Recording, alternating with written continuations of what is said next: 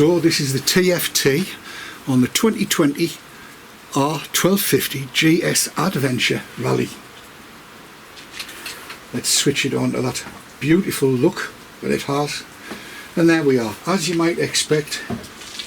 Temperature, the range, time, speed, gear, and the rev counter, and as you'll see it's there at 5. Let's just run through one or two little bits as we go to see what the various different settings are, shall we? And let's hit menu down and get straight into settings. And again, because of the little down arrow, we press menu down again, and here we are, vehicle settings, which is where we want to be. Let's go to the right using the wonder wheel and see what we've got.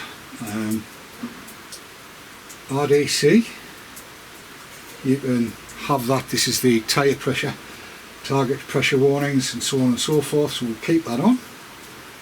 Lights, I like my auto daytime light, that's on and off, and again that can be set, so we can go back, HSC Pro, set that to manual, so that's alright. Go out of that. Now I haven't got the plug-in, so the Enduro and Dynamic Pro stuff isn't there. So let's go back one, go into system settings, date and time, and this is the important bit, units. Speed, it's currently set in miles per hour. So let's go to kilometres per hour, and you'll see at the top it's already changed. I want to go back out of the menu,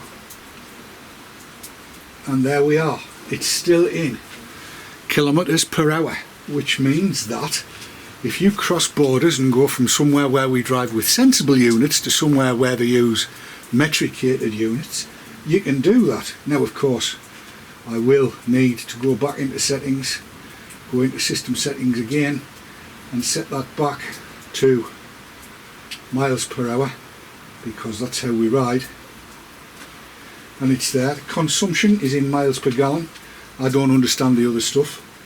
Pressure's in PSI, but you can choose between kPa and bar, kilopascals and PSI. I'm leaving it at PSI because that's what I understand.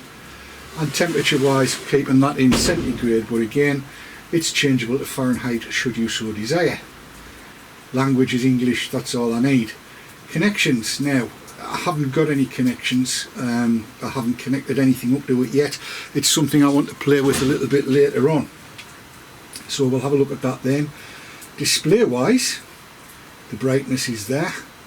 I had thought there might be an auto, but there's not, so let's change it up a bit.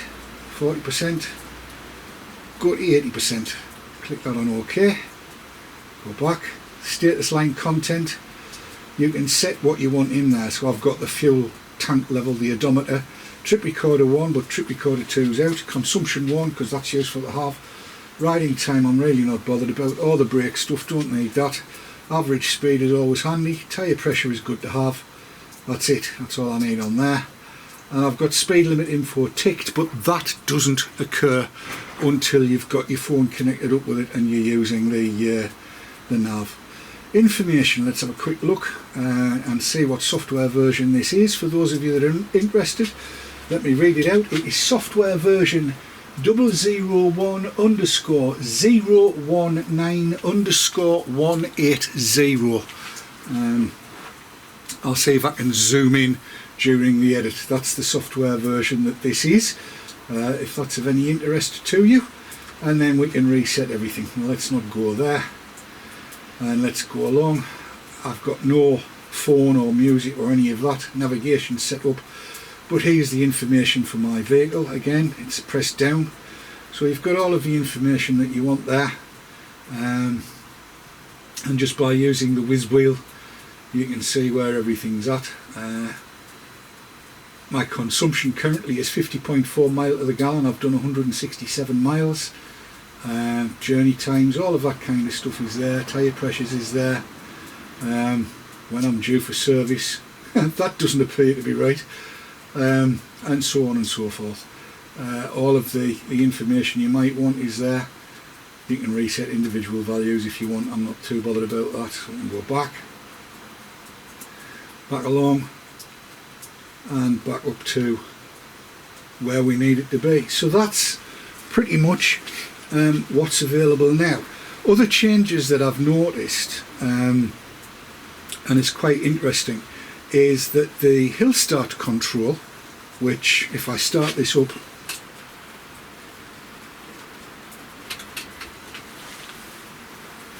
so reach across,